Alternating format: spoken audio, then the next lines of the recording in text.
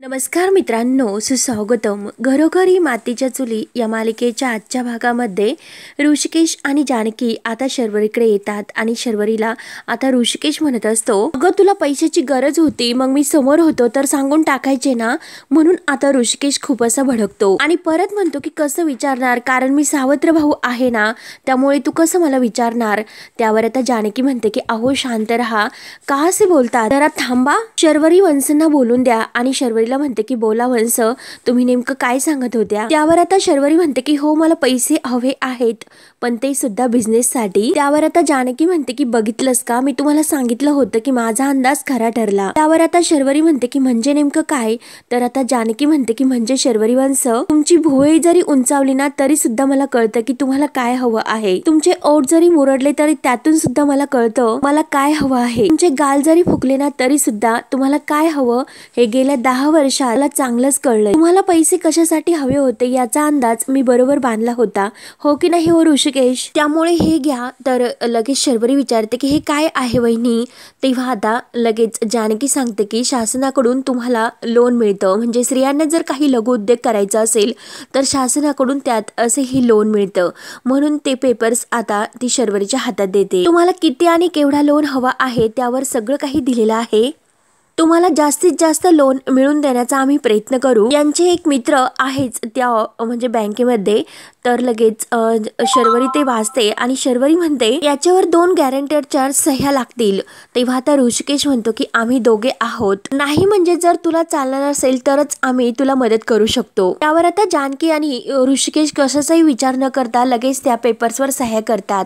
येतवारी शर्वरीला असं खूप इतकं गिल्टी फील वाटत असतं, कारण तिने केलं काय आणि आता कामाला कोण आलं, मदतीला कोण धावून आलं की शेवटी ऋषिकेश आणि जानकी. तेव्हा आता सह्या झाल्यानंतर जानकी म्हणते की शर्वरी वंश कसं आहे की आम्ही घर जरी सोडलं असलं तरी नाती अजूनपर्यंत सोडलेली नाही, नाती आम्ही जपतो. तुम्हाला कधीही केव्हाही मदत लागली तरी अगदी हक्काने दादा बहिणीला मदत करायची, आम्ही तुमच्या मदतीला नक्की धावून येऊ, हा आमचा शब्द आहे. आणि आता अगदी एक हाती रक्कम देता येत नाही, काही हरकत नाही, परंतु निदान आम्ही तुमच्यासाठी गॅरंटेड सह्या तरी करू शकलो. हेच काय ते समाधान, कारण देण्यासाठी पैसे तर नाहीत, परंतु जे काही हातात आहे ते आम्ही करू शकतो. आणि हा घ्या फॉर्म, तुम्ही नीट वाचा आणि तो फॉर्म व्यवस्थित भरा, काही काळजी करू नका, पैशाची व्यवस्था अगदी लवकरच होईल. आणि प्लीज आता कधीही असे आधेमध्ये घरी येत जा, आणि ते पण आपल्या घरी. ते तुमचं माहेर जरी नसलं तरी सुद्धा माहेर पण आम्ही नक्की करू. शर्वरीच्या डोळ्यात मात्र पाणी येतं आणि शर्वरी लगेच डोळ्यातील पाणी पुसते. तर ऋषिकेश जानकीला म्हणतो की चला आता.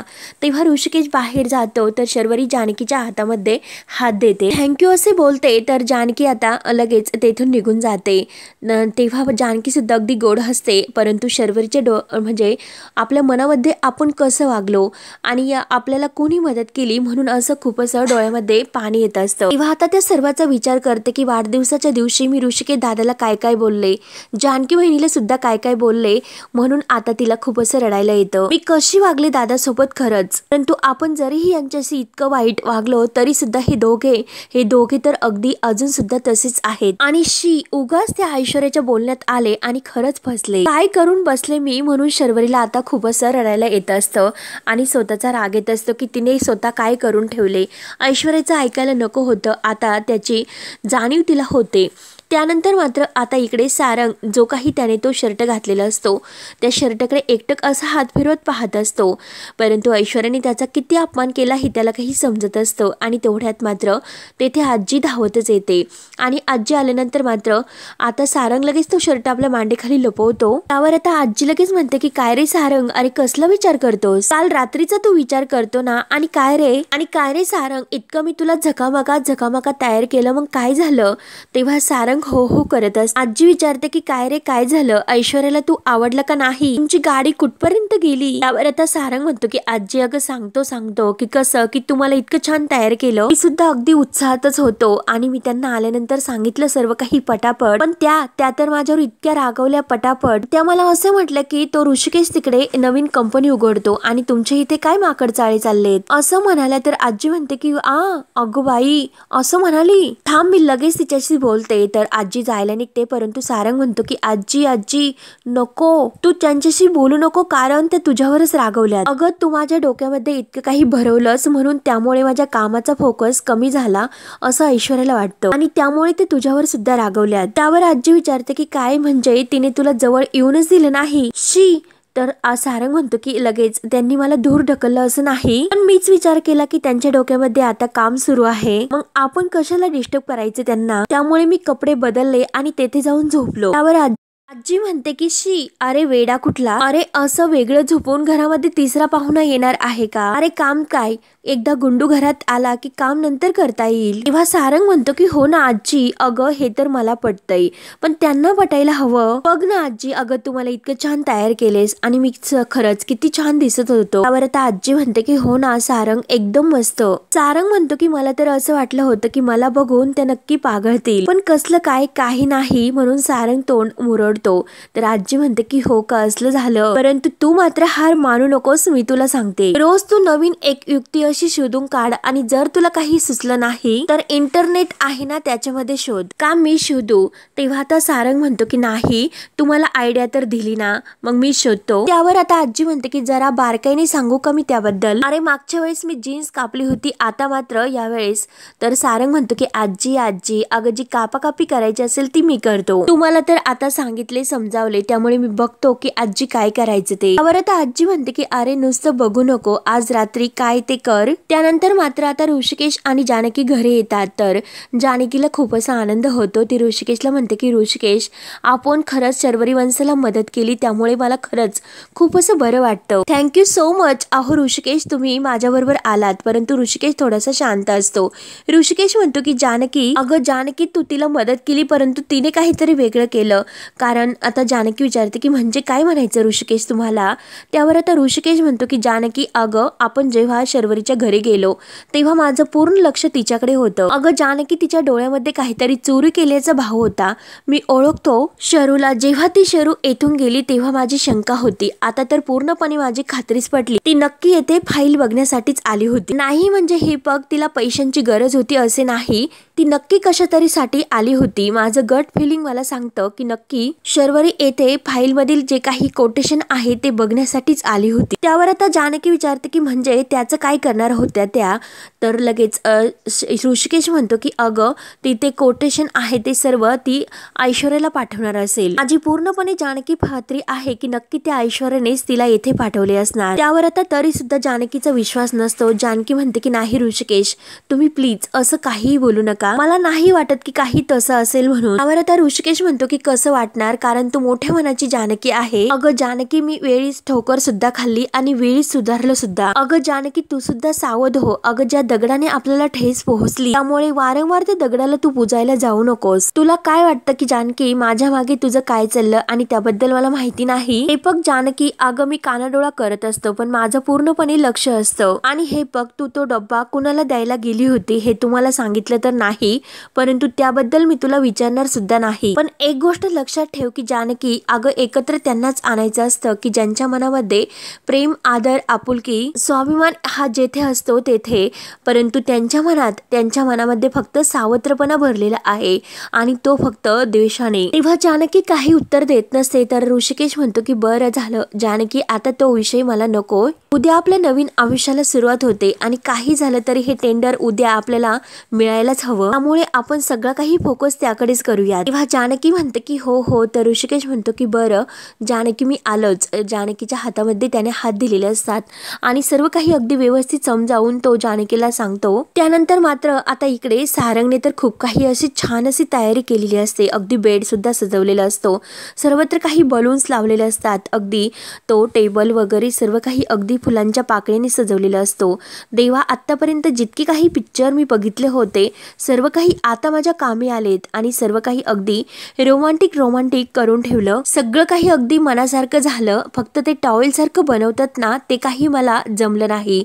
बाकी तर सगळं अगदी मनासारखं झालं. वाव वाव सारंग रणदिवे, काय माहोल तुम्ही बनवला. काल जरा गडबडच झाली होती. काल ते अंगाला चिटकलेले कपडे जरा लगेच असे झमझम होते, परंतु नाही, आणि अंगाला ते अगदी जड झाले होते.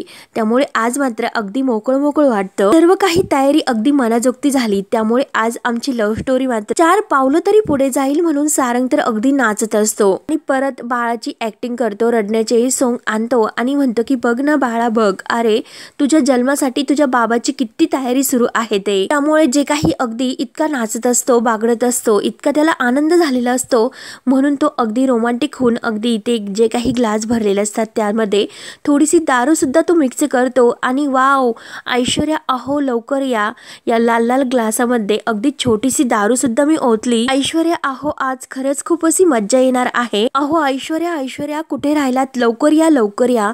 म्हणून आता सारंग अगदी उत्साहित होऊन गेलेला असतो. आज ऐश्वर्या मी तुम्हाला दाखवून देईन की तुमच्या स्वप्नातला राजकुमार मीच आहे आणि हे सगळं काही तुम्ही डिझर्व करतात. आणि लगेच तो आरशासमोर येतो. सारंगराव अहो स्वतःचीच इतकी स्तुती करत असतो. काय सारंगराव, काय छान इतका माहोल बनवला तुम्ही, अगदी एक नंबर. अगदी पाय काही त्याचा जमिनीवर राहत नसतो. आणि आता काय करू, आता मी लाईट घालवतो म्हणजे सर्व तयारी अगदी पूर्ण होईल. तेव्हा लाईट बंद करतो आणि परत ला ला ला ला करत तो परत अगदी आरशासमोर येऊन उभा राहतो.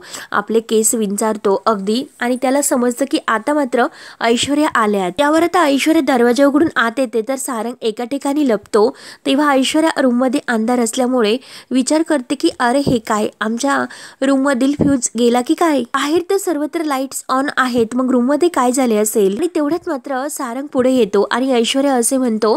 तेव्हा मात्र ऐश्वर्या म्हणते की सारंग अहो हे सर्व काय आहे, तुम्ही एवढ्या मेणबत्त्या का लावल्यात, काही प्लॅनचेट वगैरे करतात की काय. तेव्हा आता ऐश्वर्या लगेच लाईट चालू करते.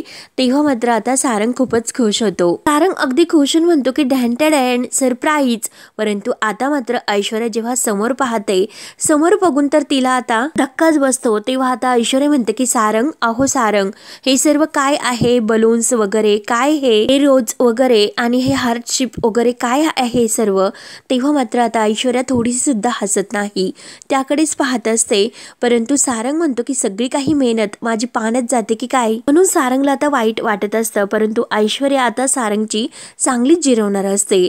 त्यानंतर मात्र आता इकडे ऋषिकेश अगदी सर्व काही मन लावून सर्व काही व्यवस्थित करत असते. त्याचा सर्व काही व्यवस्थित अगदी हिशोब सुरू असतो. तर ओवी त्याला दाखवते की हे बघा बाबा, अहो मी माझ्यासाठी एक छोटीशी पिंक बँक बनवली आणि त्यावर मी माझं नाव सुद्धा लिहिणार आहे. तर ऋषिकेश म्हणतो की हो हो लिही. तेव्हा ओवी त्यावर छान असं नाव लिहित असते.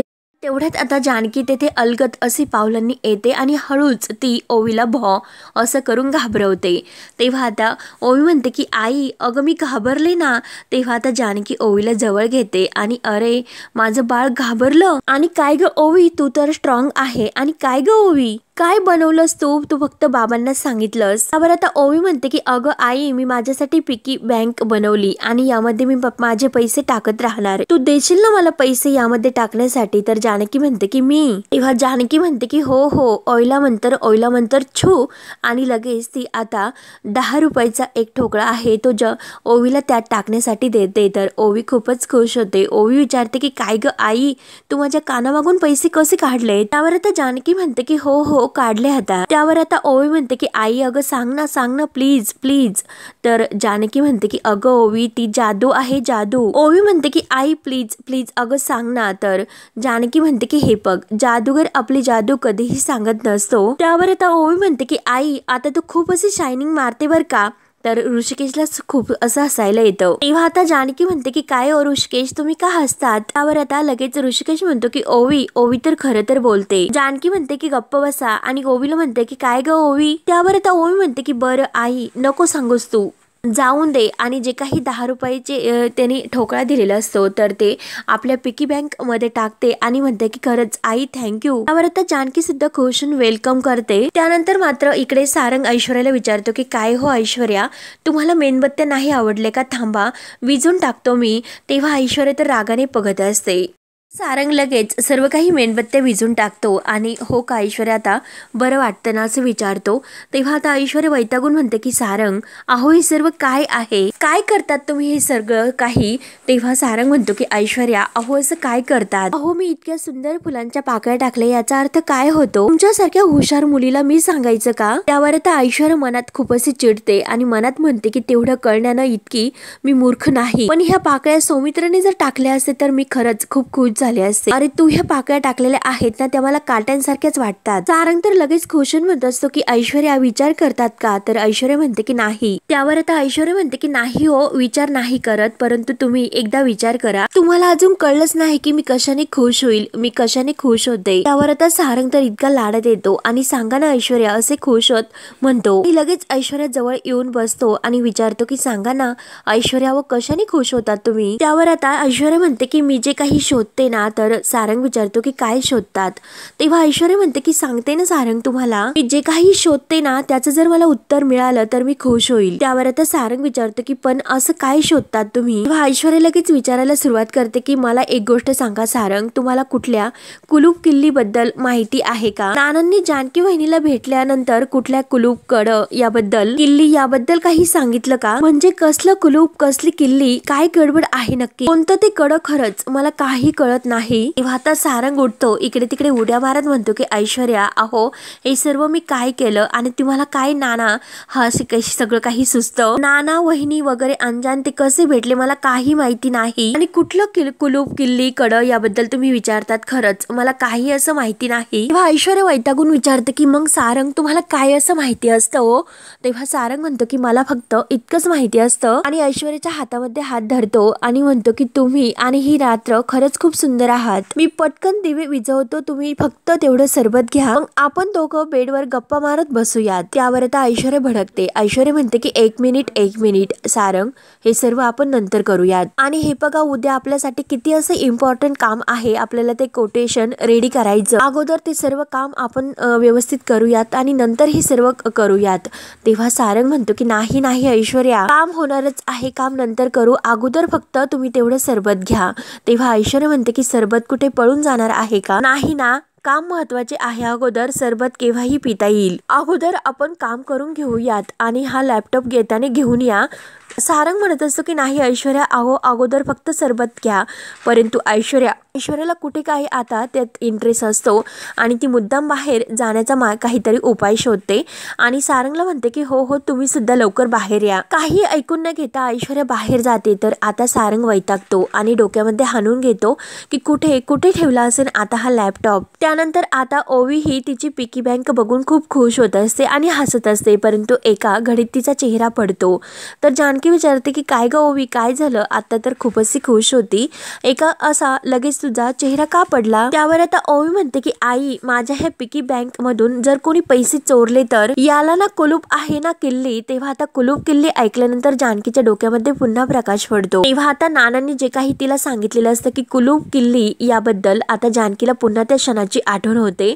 जुगतीन आईने सुद्धा जे काही तिला सांगितलेलं असतं, कुलूप किल्ली सापडत नाही, जे ते शोधायला पाहिजे ते कोणी शोधत नाही. माऊलीनं दिलं धन्यानं विकलं, हातातल्या सोन्यातच तुझं उत्तर दडलं. आता इतका स्पष्ट असा उल्लेख जुगतीनाईने केलेला असतो. या सर्वाचा ती आता विचार करते आणि तेवढ्यात मात्र ऋषिकेश आपल्या हातामध्ये एक छोटस कुलूप आणि किल्ली घेतो. त्यावर आता ओवी ही जानकीला विचारत असते की आई अगं सांग ना, तू आणशील ना माझ्यासाठी कुलूप आणि किल्ली? तेव्हा ऋषिकेश उठतो आणि ओवीला म्हणतो की काही गरज नाही आणण्याची, आईला जसे मॅजिक येतं तसं मला सुद्धा काहीतरी जमतं. तेव्हा मात्र ऋषिकेश ओवीला म्हणतो की बघायचं का? म्हणून तो सुद्धा आता जानकी सारखं अगदी तशी जादू करतो की आब्रा की डबरा, आणि हे पग हातामध्ये घे कुलूप किल्ली. तेव्हा ओवी कुलूप किल्ली बघून खूपच खुश होते. त्यावर आता ऋषिकेश म्हणतो की अगं ओवी, जादू वगैरे काही नसतं. अगं हे पग तुला आठवते का, तुला पिकनिकला जायचं होतं, त्यावेळेस तुला त्या बॅगला लॉक लावायचं होतं आणि त्यावेळेस हे कुलूप मी आणलं होतं. तेव्हा ओवी म्हणते की हो ना बाबा, त्यावेळेस मात्र ती बॅग मी घरीच विसरले होते. तेव्हा ऋषिकेश म्हणतो की हो, परंतु जानकी या सर्वाचा विचारच करत असते. त्यावर आता ऋषिकेशचं जानकीकडे लक्ष जातं. ऋषिकेश विचारतो की काय ग जानकी, अगं कसला विचार करतेस? तेव्हा आता जानकी म्हणून जाते की कड्याचा. तर ऋषिकेश म्हणतो कड? अगं कोणतं कड? तेव्हा जानकी लगेच बोलायची थांबते आणि ऋषिकेशला आता त्याच्या कडेची आठवण होते. त्यानंतर मात्र आता इकडे ऐश्वर्या सर्व काही कोटेशन तयार करायला घेते आणि तिचं काम मात्र सुरू असतं आणि सारंग समोरच बसलेला असतो. तेव्हा सारंग म्हणतो की ह्या ऐश्वर्या सुद्धा काय इतका मी मस्त प्लॅन केला आणि ह्या तर कामामध्ये अगदी मग्न झाल्यात, शी अगदी वैतागून जातो। तेव्हा ऐश्वर्या काम करत असते तर सारंगचं लक्ष एकटक ऐश्वर्याकडे असतं की आता असून दे, यांचं काम पूर्ण होऊन दे आणि काम पूर्ण झाल्यानंतर मी यांना रूम मध्ये घेऊन जातो आणि पहिल्यांदा ते सरबत पाजतो। एकदा की मी ती सरबत पिलो तर मग आता अगदी फायनली तर लगेच खुश होत असतो आणि मात्र आता ऐश्वर्याचं सर्व काही काम होतं आणि ती म्हणते की फायनली आता उद्या टेंडरची सर्व काही तयारी झाली, आता ह्या नवीन कोटेशन तयार करून सुद्धा झालं। म्हणून ऐश्वर्या आता त्या फाईल वगैरे सर्व घेऊन उठते तर सारंग म्हणतो की हो हो चला आणि ऐश्वर्याचा हात धरतो। तेव्हा आता ऐश्वर्या विचारते की कुठे, तेव्हा सारंग म्हणतो की अहो कुठे काय विचारतात, आपल्याला आपल्या बेडरूम मध्ये जायचं। अहो मी तर तुमच्यासाठी मस्त अशी रूम सुद्धा तयार करून ठेवली अगदी सजून आणि आपल्यासाठी मी स्पेशल असं सरबत सुद्धा तयार केलं, ते आपण दोघांनी पिऊन घेऊयात। आणि तेवढ्यात मात्र आता आजीने एक असा पराक्रम करून ठेवलेला असतो तर त्या आजीनेच ते सर्व काही सरबत पिऊन घेतलेलं असतं आणि आजीला आता खूप काही नशा चढते आणि आजी शिट्ट्या वाजवतच खाली येते। आजीचं सुरू होतं की शिट्टी वाजली गाडी सुटली, शिट्टी वाजली गाडी सुटवली।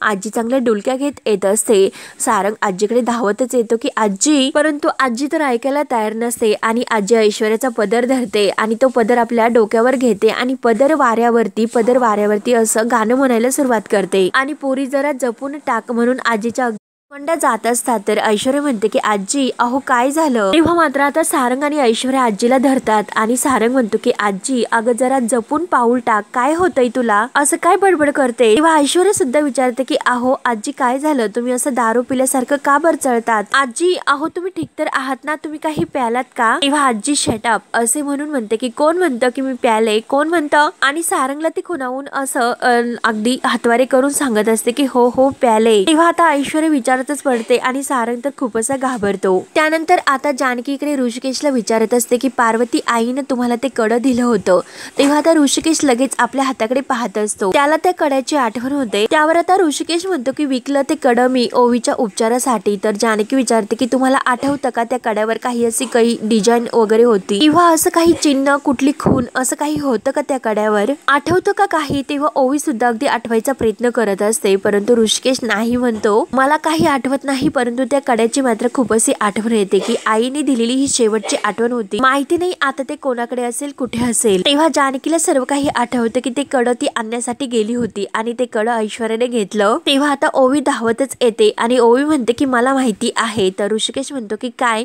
परंतु जानकी तोपर्यंत ओवीला खुणावते की नाही काही सांगायचं नाही। त्यावर ऋषिकेश म्हणतो की काय तुला माहिती आहे की ते कुठे आहे ते। तेव्हा ओवी सुद्धा आता काही खरं सांगत नाही आणि ती ऋषिकेशला म्हणते की मला माहिती आहे ते कड तुमच्यासाठी किती स्पेशल होतं। तेव्हा जानकीच्या जीवात जीव येतो आणि ओवी विचारते की बरोबरच ना आई। तेव्हा जानकी म्हणते की हो बरोबर। तेव्हा आता लगेच ओवी म्हणते की बाबा अहो तुम्ही काही काळजी करू नका, ते कड तुम्हालाच मिळेल, मी प्रयत्न करेल तुमच्यासाठी। तर ऋषिकेश खुश होतो आणि थँक्यू बाळा असं ओवीला खुश होऊन म्हणतो। तेव्हा आता ऋषिकेश बाजूला जातो तर जानकी ही ओवीला म्हणते की काय ग ओवी, अगं किती टेन्शन दिलं मला। तर ओवी म्हणते की अगं आई तू मला सांग, तू मला गप्प का केलंस। तेव्हा जानकी म्हणते की अगं शांत हो, अगं बाबा ऐकतील जरा हळू बोल। तेव्हा ओवी म्हणते की अगं आई मी बाबांना सांगत होते ना सयाजी काकांनी ते कड घेतलं म्हणून, सयाजी आजोबांनी। तर आता जानकी म्हणते की अगं हेच तर आज आपल्या बाबांना नाही सांगायचं, आणि जर तू बाबांना सांगितलंस आणि चुकूनही बाबांना कळलं, सगळ्यात अगोदर तुझी ही मनी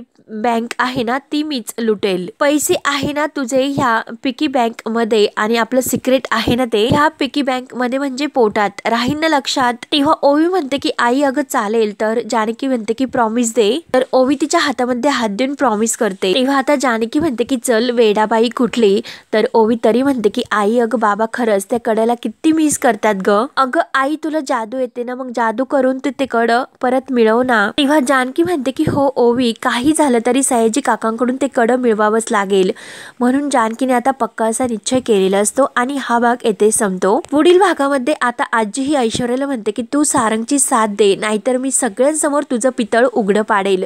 तेव्हा आता ऐश्वर्याची बोलती बंद होते। त्यावर आता अवंतिका आणि सौमित्र हे सर्व ऐकतात तर अवंतिका म्हणते की काय ऐश्वर्याचं पितळ तुम्ही उघड पाडताल आजी, काय लपवते का, सांगा ना तुम्ही ती काय लपवते, सांगा ना आजी काय, अहो काय लपवतेस। तेव्हा मात्र आता तेथे सुमित्रा सुद्धा असते तर आणि आजी मात्र आता हे सर्व सांगायला सुरुवात करते तर ऐश्वर्या खूपच घाबरते। त्यानंतर मात्र जानकी भांडे वगैरे असे घासत असते आणि तेवढ्यात दरवाजा वाजतो।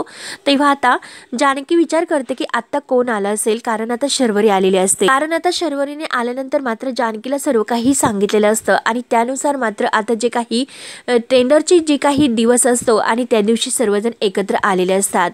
आता ऐश्वर्याला असं वाटत असतं की आता ह्यावेळेचं जे काही कोटेशननुसार आपण काही केलेलं आहे तर हे टेंडर आपल्याच कंपनीला मिळणार। परंतु आता सर्व काही ही सभा भरलेली असते आणि बाजार समितीच्या त्या कार्यालयासमोर ऋषिकेश, जानकी, सर्व गावकरी आणि सर्व सारंग वगैरे ऐश्वर्या हजर असतात। तर आता गावचे ते समितीचे अध्यक्ष सांगत असतात की या वर्षीच्या बाजार समितीचा टेंडर मिळवणारी कंपनी आहे। मात्र आता सर्वांना एक असा ध्यास लागून असलेला असतो। सारंग आणि ऐश्वर्या खूपच खुश असतात, कारण त्यांना असं वाटत असतं की हे टेंडर आम्हाला मिळणार। परंतु आता देवकृपेने मात्र जानकीने आणि शर्वरीने मिळून सर्व काही अगदी वेळीच हे सर्व सावरलेलं असतं आणि आता शर्वरीने सांगितल्यामुळे जानकीला आता या सत्याचा ती सत्यापर्यंत पोहोचलेली असते आणि वेळीच तिने आपलं सर्व काही टेंडर हे वेगळं पद्धतीने कोटेशन तयार करून अगदी वेळीच हे टेंडर आपल्या कंपनीला मिळून दिलेलं असतं, म्हणजे जानकी एंटरप्राइज कंपनीला हे टेंडर मिळणार असतं। तेव्हा आता पुढे काय काय होतं हे पाहण्यासाठी आपल्या चॅनलला नक्की सबस्क्राईब करत राहा। धन्यवाद।